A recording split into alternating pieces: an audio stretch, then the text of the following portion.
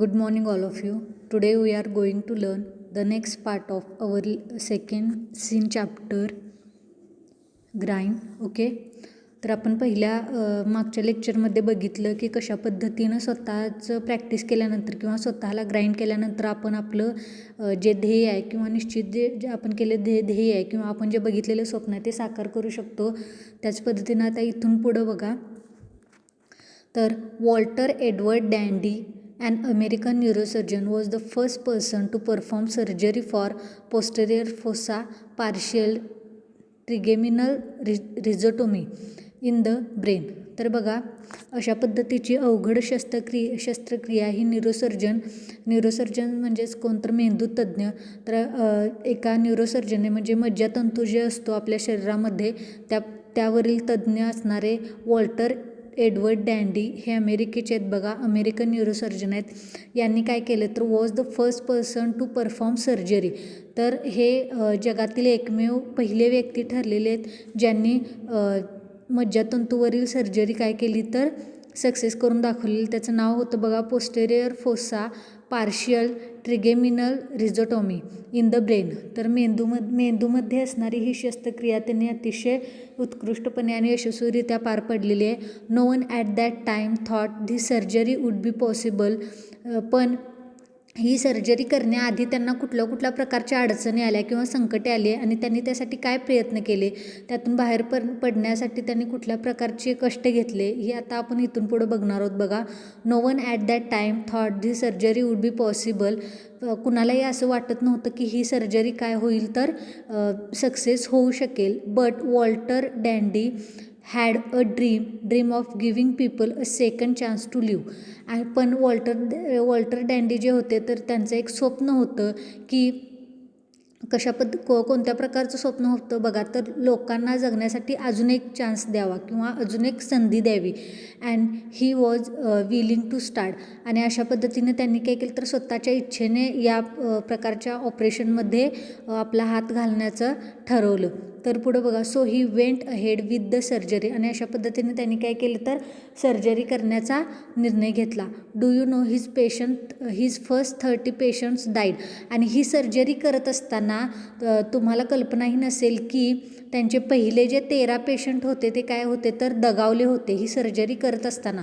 म्हणजे जर ही सर्जरी झाली नसती तरी पण ते दगावले असते, पण सर्जरी करत असताना दगावले हे काय होतं तर वॉल्टर डँडी यांच्यासाठी खूप मोठा धोका होता. आलं लक्षात? म्हणजे एखाद्या व्यक्तीच्या जीवाशी खेळल्यासारखं होत होतं. त्यामुळं कुणालाही वाटत नव्हती की त्यांच्याकडून ही सर्जरी जी आहे ती पॉसिबल होईल. त्यानंतर बघा, can you imagine how devastating it would have been. आणि तुमच्या लक्षात येते का की किती हे म्हणजे टेन्शन घेण्यासारखं आहे किंवा एखाद्या व्यक्तीकडून जर 13 पेशंट दगावत असतील म्हणजे ऑपरेशनच्या दरम्यान, तर त्या डॉक्टरसाठी ती काय होती तर खूपच भयावह अशी स्थिती होती. all the blames, criticisms and his own self-doubt tormented him. तर बघा, अशा पद्धतीनं बरीच लोक त्यांना दोष देत होती, बरीच लोक त्यांच्यावरती टीका करत होती. त्याचबरोबर त्यांनासुद्धा आता काय होऊ लागलं होतं तर हळूहळू आपल्याच आत्मविश्वासावरती शंका येऊ लागली होती. But Walter was a strong minded person. पण वॉल्टर काय होते तर खूपच असे स्ट्रॉंग माइंडेड होते. म्हणजे त्यांना कुठल्याही प्रकारची भीती वाटत नव्हती, कुठल्याही प्रकारचं दडपण येत नव्हतं. In spite of the failures and ridicule he went ahead with his attempt to find a cure and now he is proudly known as. तर अशा पद्धतीने या सगळ्या संकटांना सामोरं जात 13 पेशंट्स दगावलेले असतानासुद्धा त्यांनी 14वी शस्त्रक्रिया करण्याचा निर्णय घेतला आणि यातून काय झाले तर ते सही सलामत बाहेर पडले. म्हणजेच बघा, तर ही went ahead with his attempt. आणि त्यांनी काय केलं, जरी 13 पेशंट दगावले असतील तर त्याची चिंता न करता किंवा त्या सर्वांची भरपाई करण्याकरता असेल त्यांनी आपले प्रयत्न कधीही सोडले नाहीत.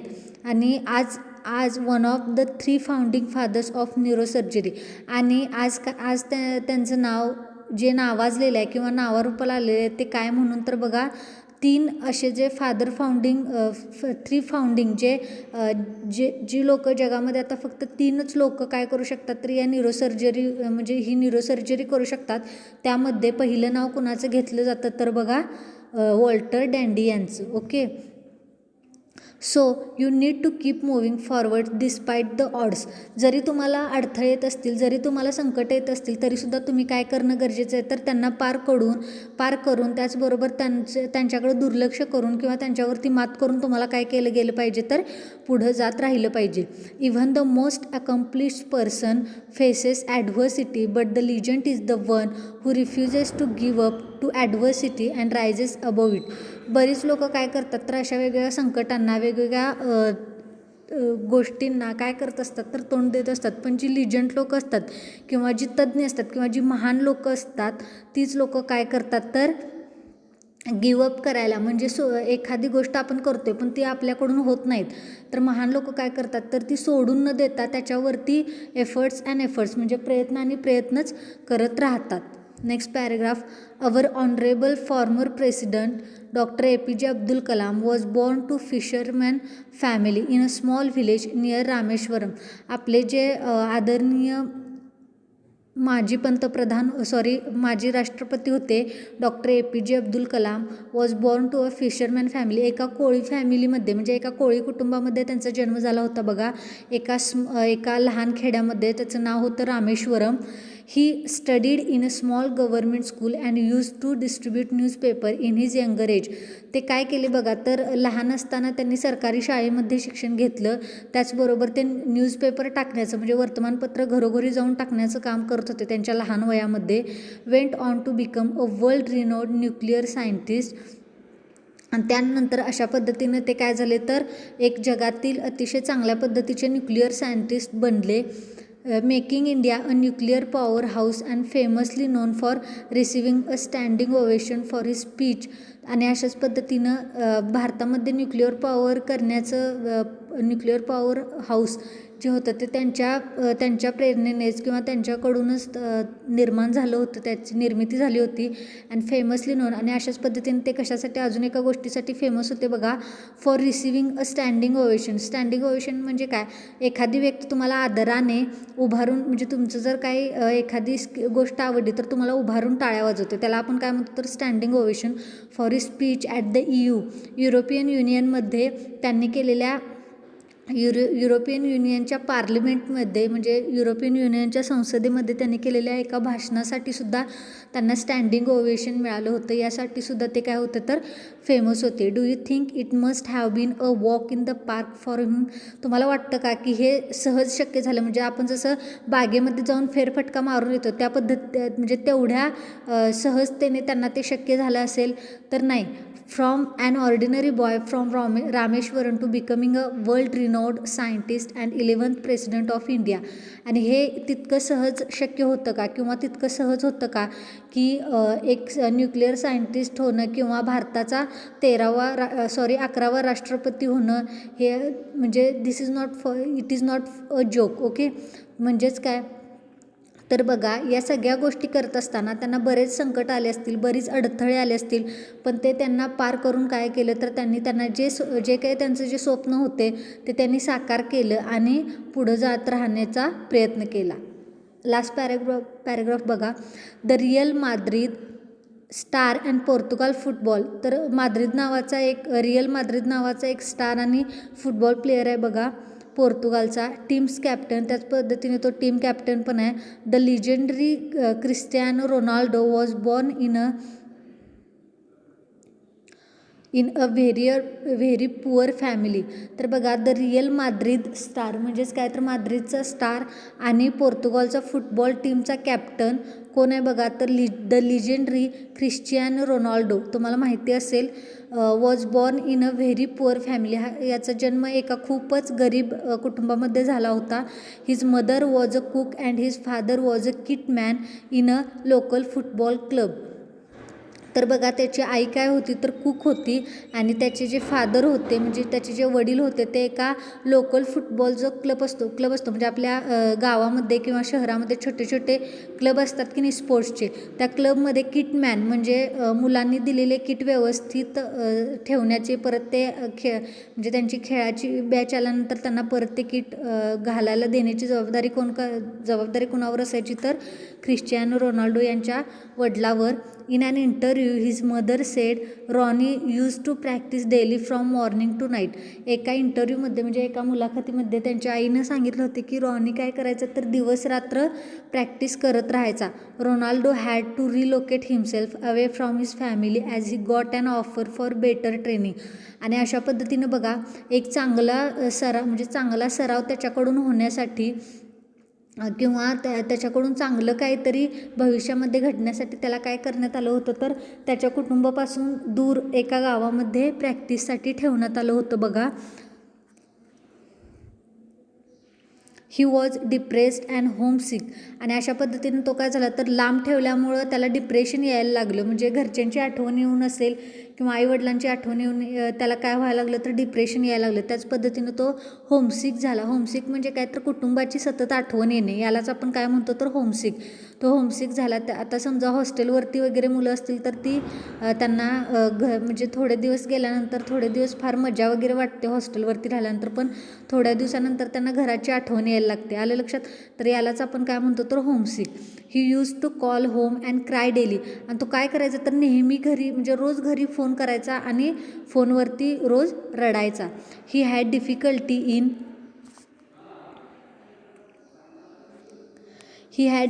In making friends. त्याच पद्धतीनं त्याला म्हणजे घरची सतत आठवण येत असल्यामुळे, त्याच्या गावाची आठवण येत असल्यामुळं आणि तो सतत डिप्रेशनमध्ये असल्यामुळं त्याला मित्र करायला काय व्हायला लागले, प्रॉब्लेम्स यायला लागल्या, अडचणी यायला लागल्या.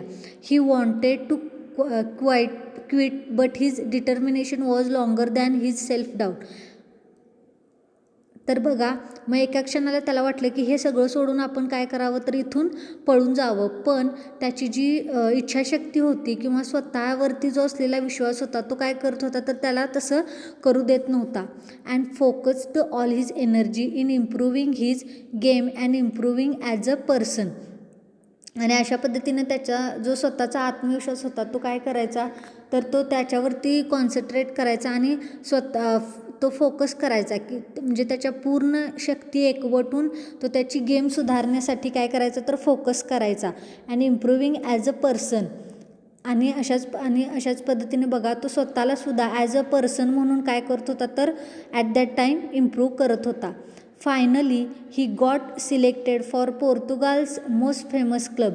आणि अशा पद्धतीनं बघा म्हणजे एवढे सगळे कष्ट केल्यानंतर जरी तो रोज रडत असला तरी पण तो कॉन्सन्ट्रेशन देऊन तो जी गोष्टी शिकायला आला होता त्या गोष्टीसाठी काय करत होता तर कॉन्सन्ट्रेशन देऊन आपलं ते काम करत होता.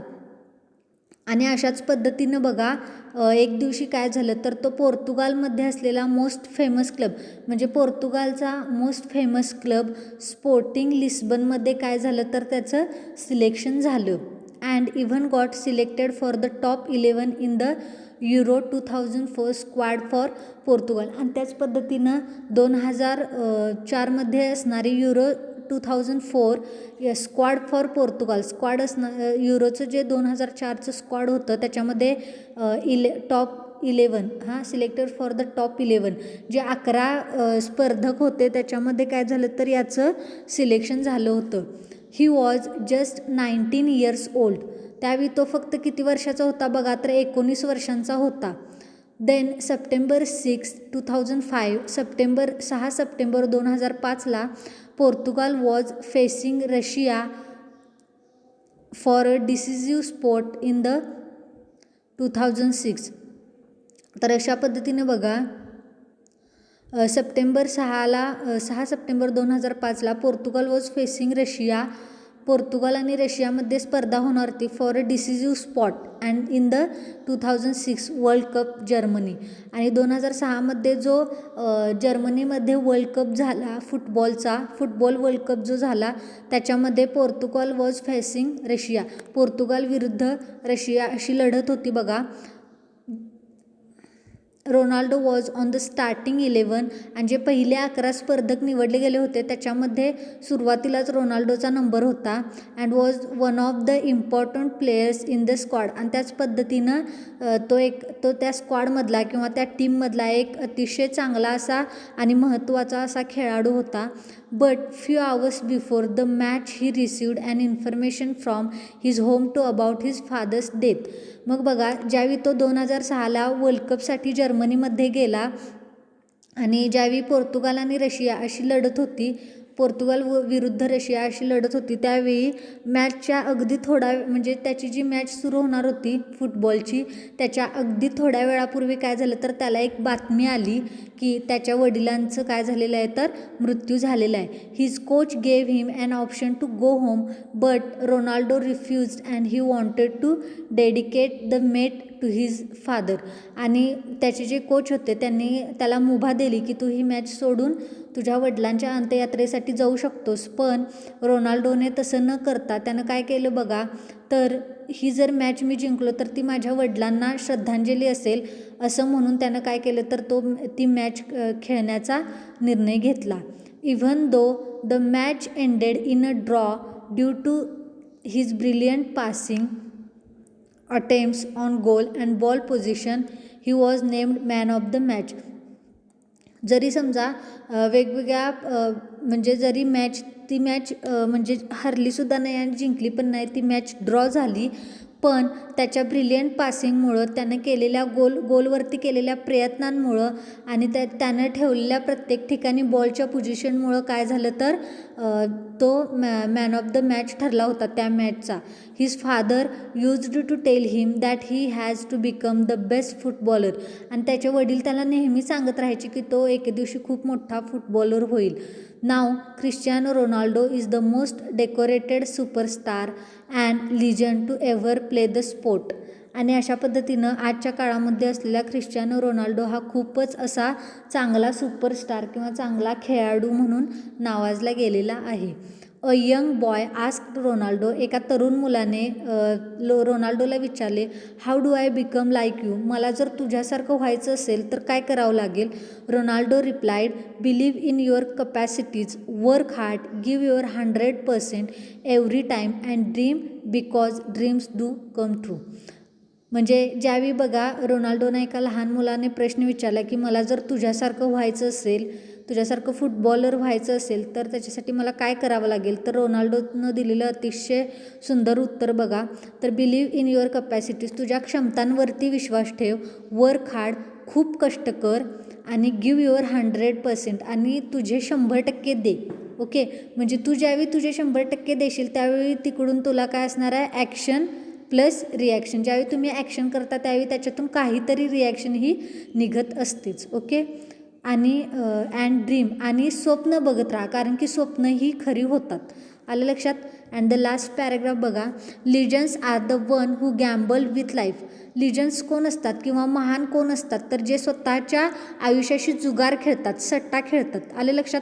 म्हणजे सट्टा खेळतात तिथं अर्थ चुकीचा घेऊ नका, किंवा जुगार खेळतात तिथं अर्थ चुकीचा घेऊ नका. तर आपलं आयुष्य पूर्ण प्राणपणाने लढतात किंवा पूर्णपणाला लावून, म्हणजे जे काय व्हायचं आहे ते होईल, पूर्णपणाला लावून आपलं आयुष्य काय करत असतात तर प्रयत्न, कष्ट करतात. अशीच लोक काय होतात तर महान होतात. They took chances and risk everything they had to get what they wanted. आणि त्यांना जे काही मिळवायचं असतं किंवा त्यांना जे काही स्वप्न त्यांचं जे पूर्ण करायचं असतं त्यासाठी ते काय करतात तर म्हणजे खूप संध्यांचा लाभ घेतात, खूप रिस्क घेतात आयुष्यामध्ये त्यांना जे काही मिळवायचं असतं त्यासाठी. Road to success is a lonely road, learn to walk alone. तर बघा, जर तुम्हाला यश मिळवायचं असेल तर सगळ्यात महत्त्वाचा मार्ग किंवा सगळ्यात उपयुक्त असा मार्ग कोणता, तर एकट्याने चालायला शिका. Okay, yes it is very hard, माहिती आहे की हे खूप अशक्य अशी गोष्ट आहे किंवा हे खूप कठीण आहे, but in the end it is worth it. पण ज्यावेळी त्याचा शेवट होईल, म्हणजे ज्यावेळी तुम्ही एकट्याने रस्ता चालायला लागाल, वेगवेगळ्या अडचणींचा, संकटांचा सामना करायला शिकाल, त्यावेळी त्याचं जे शेवट असणार आहे तो खूप काय असणार आहे, खूपच मौल्यवान असा असणार आहे. And that knowledge comes with an expense. आणि ते जे अनुभव असणार आहे ते तुम्हाला ते खर्चाने येणार आहे. ओके, म्हणजे तुम्ही त्यासाठी स्वखर्च केलेला असणार आहे तुमचा. म्हणजे तुम्ही ज्यावेळी काहीतरी खर्च केलेलं असतं त्यावेळी तुम्हाला काहीतरी मिळत असतं. But you have to start somewhere. पण सगळ्यात महत्त्वाची गोष्ट काय आहे तर म्हणजे काठावरती बसून नदीत मला पोहायला येईल का, मला पोहायला येईल का असं नाही म्हणू शकत तुम्ही. ओके, किंवा मी पोहायला शिकणार असं काठावरती बसून नाही म्हणू शकत. त्यासाठी तुम्हाला पाण्यामध्ये उतरायला पाहिजे, पाण्यामध्ये उडी घ्यायला पाहिजे आणि पोहायला हातपाय मारायला शिकायला पाहिजेत. ओके, म्हणजेच काय तर तुम्हाला त्यासाठी कुठून तरी सुरुवात करणं गरजेचं आहे. Even if you don't feel like it, get up, dress up and show up. जरी तुम्हाला वाटत असले की हे मला जमत नाही तरी पण उठा, तयार व्हा आणि जगाला दाखवून द्या. Wrong action leads me somewhere but inaction will lead me nowhere. तर बघा म्हणजे चुकीची ॲक्शन मला कुठंतरी घेऊन जाईल, पण मी जर काही ॲक्शनच घेतली नाही किंवा म्हणजे मी चुकीची हालचाल मला कुठंपर्यंत तरी घेऊन जाईल, पण मी काय हालचालच केली नाही, एकाच जागेला बसून राहिलो तर तो मला कुठंच नेणार नाही. आलं लक्षात? Says Mahatria. So get out of your comfort zone and embrace the uncertainty. असं कोण म्हणाले तर सेज महात्रिया म्हणाले बघा की wrong action leads me somewhere but inaction will lead me nowhere. तर अशा पद्धतीनं उठा, तयार व्हा, तुमच्या कम्फर्ट झोन आहे तो सोडून किंवा एका चौकटीच्या बाहेर येऊन काय करा तर म्हणजे एका चौकटीच्या बाहेरचं जग बघण्याचा प्रयत्न करा. Remember, legends embrace all kinds of uncertainty and difficulties at any given point of time. अशा पद्धतीने लिजंड्स लोक काय करतात तर खूप रिस्क घेतात, खूप कष्ट घेतात आणि मगच त्यांना जे त्यांनी स्वप्न पाहिले ते साकार होतं. पुढं बघा,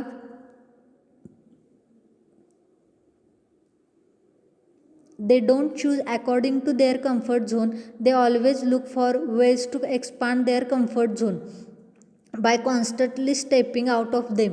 ते नेहमी काय करतात बघा, एका चौकटीमध्ये राहून प्रयत्न करण्याचं म्हणजे एका चौकटीमध्ये राहूनच कष्ट करतात किंवा आपलं स्वप्न साकार करतात असं नाही, तर ते आपली जी चौकट आहे ती मोडून पुढं दुसऱ्या चौकटीमध्ये किंवा दुसऱ्या जगामध्ये काय करतात तर प्रवेश करण्याचा प्रयत्न करतात आणि त्यासाठी काय करतात म्हणजे आपलं जग हे विस्तारतात. एका चौकटीमध्येच न जगता आपलं काय करतात तर विश्व विस्तारण्याचा प्रयत्न करतात. So get up, grind, never give up, succeed and repeat.